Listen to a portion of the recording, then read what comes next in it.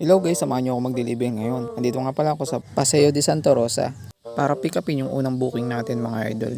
So dito nga pala yun sa Pancake House. Kakuha ko nga nung item ay dumiretso na agad ako doon sa dadalhan nito sa Dasma Pancake House. So inuna ko nga itong deliver kasi ito ay pagkain mga idol. So hindi siya pwedeng sabayan pero okay lang naman kasi malaki-laki naman yung kanyang delivery fee kaya agad-agad na hinatid natin agad yung item mga idol. Dito lang naman yan sa may ospital. Pagkahatid ko nga nung unang booking, kumuha ulit ako ng panibagong booking mga idol. Dito lang yan sa may Dasma. Binayaran natin ni ma'am, 250 yung binayaran niya pero ang shipping 199 lang. Pagkarating ko nga sa drop off, binigay ko na agad kay sir kasi kabubukas pa lang nila. Kaya nga pala 250 ang pinabayad sa atin ni ma'am ay pinarush niya ito. Agad-agad kailangan daw ng alas 8. Kaya yun agad natin para wala na tayong abala.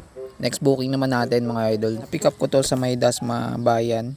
Ito daw ay karne na pang sanggipsal. Ang deliver nito ay sa Naik, Cavite. So tamang-tama pa uwi na ako nito mga idol. Kaya sasabay na natin kasi sayang naman kung wala naman tayong isasabay. At yun, pagkatapos ko i-deliver, natulog muna ako. At sa hapon may nakuha na naman ako na booking dito sa building na to na puro kalapate mga idol. Ang dami.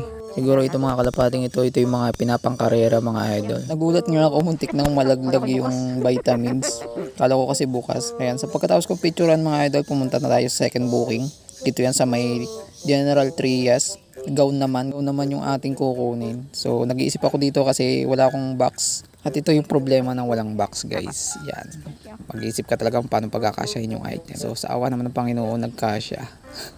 Kaya nadala natin yung item. At syempre inuna ko muna yung vitamins ng kalapate mga idol. Baka makaligtaan natin. Ayan, i-deliver ko na agad kay sir.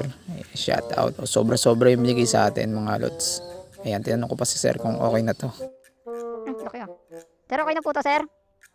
Thank you po. Maraming salamat. At eto mga idol, habang pauwi na tayo, nandito tayo sa SM Dasma. Minakuha tayong booking. Ampere niya ay 68 pesos. So sabi ko kay ma'am magpadagdag ng kahit konti kasi ang dami. Kala ko kasi konti lang kaya kinuha ko. At shoutout naman kay ma'am kasi nagdagdag naman siya ng kahit konti. Ginawa niyang 80. Yun, okay na yun. Kasi malapit lang naman yung pagdadalhan mga idol. At subdivision lang din. Pagdating ko ng subdivision mga idol, nagtanong ko kay sir at itunuro naman niya yung tamang address nung pupuntahan natin o yung drop off. Ayan, maraming salamat kay sir at shout out sa inyo.